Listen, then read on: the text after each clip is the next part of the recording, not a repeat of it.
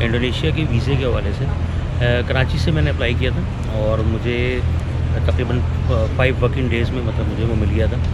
और कराची से इसकी जो फ़ीस है वो $50 है सिंगल एंट्री, और अगर डबल एंट्री है शायद उसके ज़्यादा है, $70 भी है और शायद ऐसी कुछ है मतलब फ़िगर।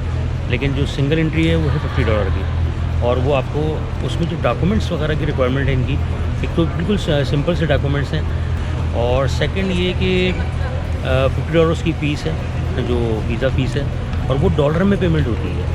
ठीक है, इसके अलावा आपके जितने भी डॉक्यूमेंट्स होते हैं वो A4 साइज़ में आपके सारे डॉक्यूमेंट्स होने चाहिए। सारे जितने भी डॉक्यूमेंट्स होते हैं उसमें CNIC हो गया, आपका पासपोर्ट हो गया। इसके अलावा होटल बुकिंग आपकी मस्त होगी वो भी।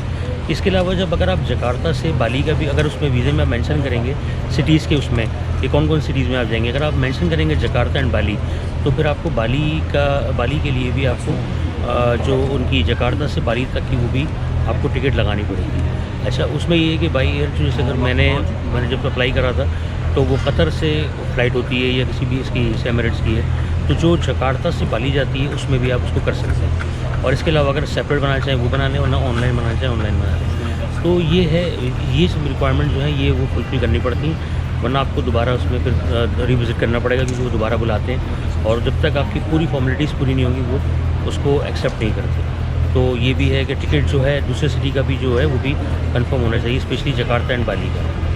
बाली से जकार्ता जाएँ, जकार्ता से बाली। ये छोटी सी इन्फॉर्मेशन थी रिगार्डिंग इंडोनेशिया के वीज़े के हवाले से। अच्छा, मैंने ये भी मुझे किसी ने बताया था कि मैं ये भी आपको मेक श्योर कर दूँ कि कराची से कोई किसी किस्म की भी पुलिस की जो वो होती है क्लीयरेंस सर्टिफिकेट वगैरह रिक्वायरमेंट नहीं है कराची से। और मुझे ये नहीं पता कि कराची से आउट ऑफ शायद कहीं पर हो, लेकिन कराची से कोई रिक्वायरमेंट नहीं है। तो यही है, बाकी डॉक्यूमेंट्स जो होते हैं पासपोर्ट 6 मंथ्स की वैलिडिटी वगैरह ये सब चीज़ें जो नॉर्मल प्रोसीजर है बस बाकी वही है।